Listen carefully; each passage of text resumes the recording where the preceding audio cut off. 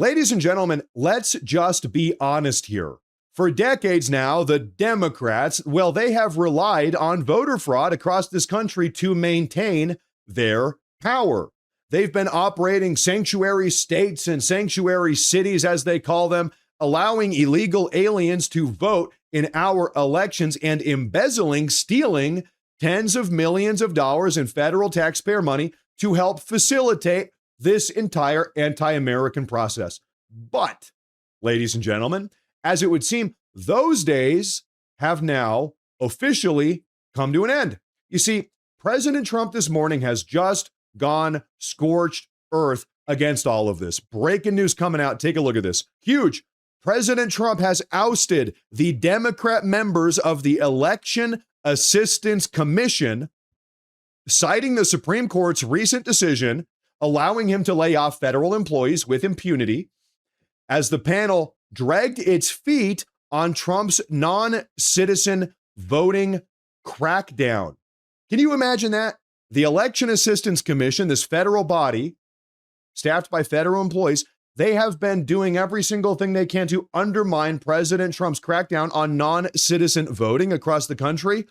Well, and now Trump got rid of them. But folks, for a deeper dive here, for more of a, a little bit of a deeper report as to what really just happened here and why this is such a big deal, folks, take a look at this. Trump fires election commission members to help secure elections. Why did Trump do this? To ensure full alignment with securing America's elections and requiring U.S. citizenship documentation for voter registration. Makes sense to me. President Donald Trump exercised his executive authority to remove the remaining members of the Election Commission. President Trump ousted the two Democrat members of the Election Commission. Thomas Hicks and Benjamin Hovland are their names. Republican member, it was a commission of three, Christy McCormick resigned. She was probably a rhino if I had to take a guess. Former Republican Commissioner Donald Palmer left voluntarily earlier in the year. The four-seat commission now has no commissioners. All of them, as it would seem, were working to undermine President Trump. The Election Commission, created by the Bipartisan Help America Vote Act of 2002, signed by President George W. Bush, distributes federal grants to the states across the country. It oversees testing of voting systems and maintains the National Voter Registration Form, is what it is supposed to do. These members resisted President Trump's March 2025 executive order requiring documentation of U.S. citizenship on the National Voter Registration Form. The form had stated it is illegal to falsely claim citizenship, but did not require proof. A federal judge blocked the order as exceeding presidential authority, and the administration is now working through the appeals process. We have a statement from the White House. The White House confirmed all of this on Friday this morning. The official White House statement says this: the president and head of the executive branch reserves the right to remove individuals that may not be totally aligned with the important task of securing America's elections and ensuring every legal vote is properly counted. The Slaughter decision, the recent Supreme Court decision, gives the president precedence to do so. This was a 6-3 decision in the Supreme Court about a week and a half ago that affirmed the president's authority to fire members of independent federal agencies without cause under the Constitution's separation of powers. What are the strategic implications here?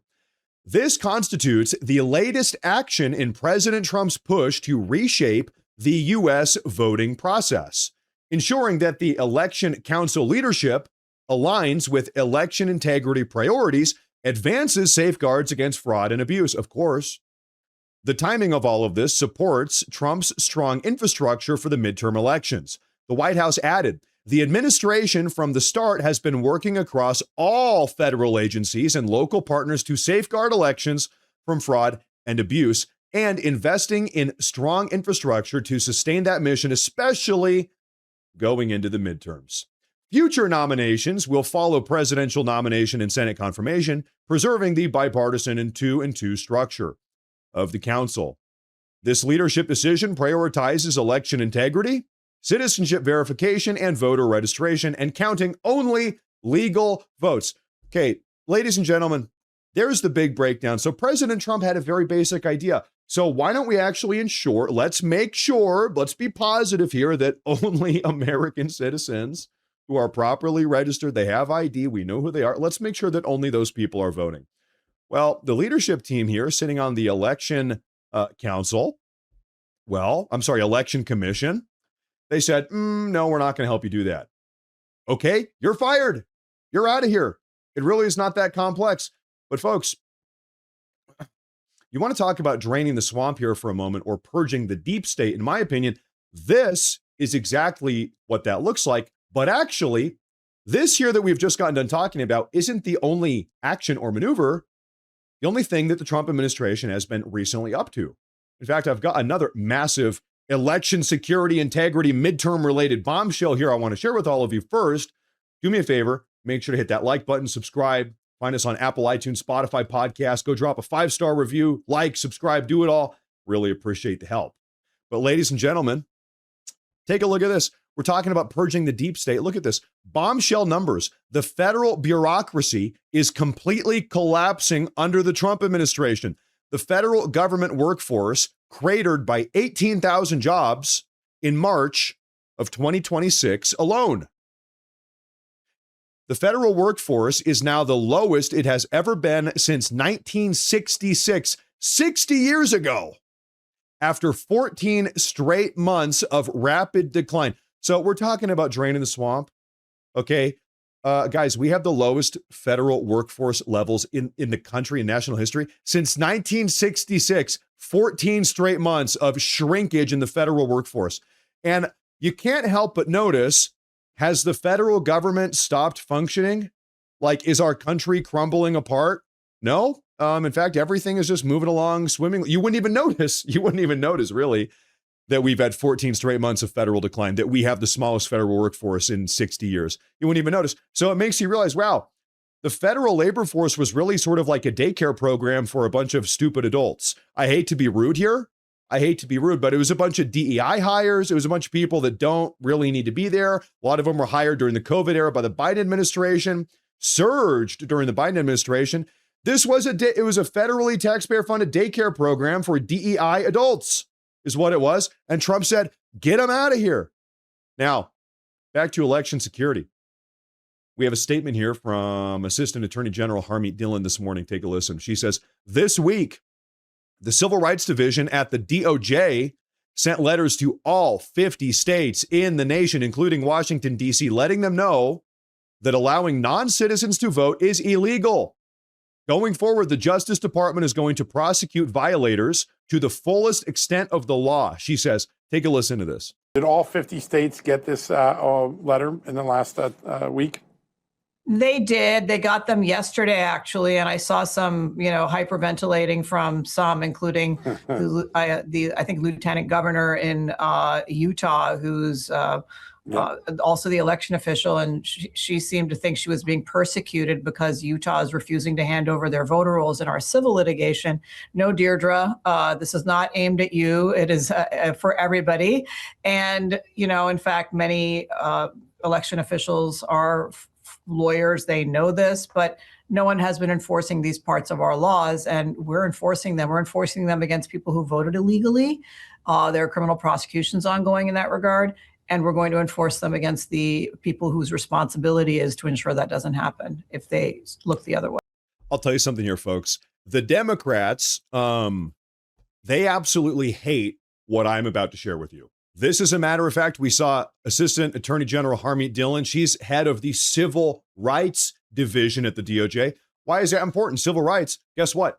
Your right to vote is categorically, technically, legally a civil right. The right to vote is a civil right. What does that mean? Why is that important here? Why is that worth remarking on? Well, when these blue states, when these sanctuary states, when these sanctuary cities, when these far-left Democrat, communist, radically progressive election officials, when they turn a blind eye or explicitly just allow illegal aliens to vote, guess what? They are violating my civil rights. Our civil right to vote is being violated every single time an illegal alien is allowed to vote. That is the angle for legal action that we are taking now going forward. Ingenious application of civil rights law. That is what the Trump administration is doing right now, going to legal war against all these blue states. Now, Harmeet Dillon goes on to say, election officials commit a federal crime when they knowingly allow non-citizens to vote. The Civil Rights Division sent notice letters to officials of all 50 states. She says this. We've, at the DOJ, prosecuted numerous people in the last year and a half who have voted illegally. Just this week, there was an Australian national who voted in multiple elections in 2022 and 2024. And I've got other cases in the pipeline. So we just want to put a stop to it so that all Americans can feel confident that their vote isn't being canceled out. Pretty simple. Simple. That's right. And that Australian woman is Denise Natali Migliori, claiming U.S. citizenship so she could vote in federal elections in Louisiana, did so in 2022 and 2024. That's according to the case. But to your point, it is not just the person casting the vote if they're illegal. These are election officials. There is exposure for people who are elected officials. Why would they not, even just for their own sake, to avoid any prosecution, not be very aware of the exposure and comply to the T? You put them on notice, Harmeet. Well, see, that's the knowingly part. Now, to be convicted of a crime, you have to knowingly allow something illegal to happen or look the other way. I think they don't want to know. That's one reason why they aren't cooperating with us at the Department of Justice, because we will be giving them back a list of people and say, we've run these numbers of suspected people who didn't have a citizenship record.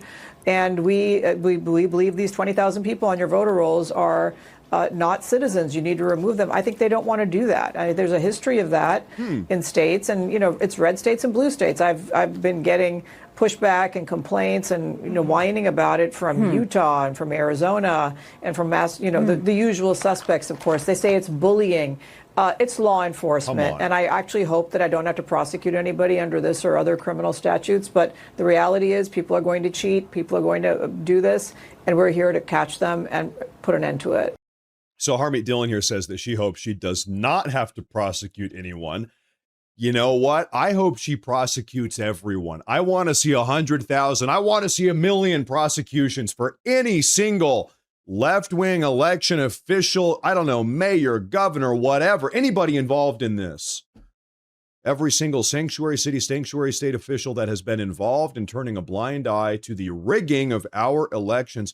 I'll tell you something here, a little bit of a personal anecdote if I can digress. It was during the 2024 presidential election. I lived in Washington State, up in the far Northwest, and I went in to register to vote in Washington State.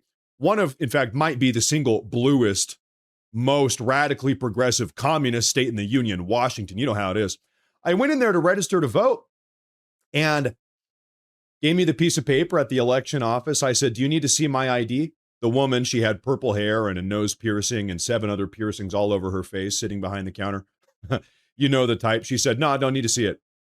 I said, really? She said, yeah, no, we don't check people's photo IDs when they're registering.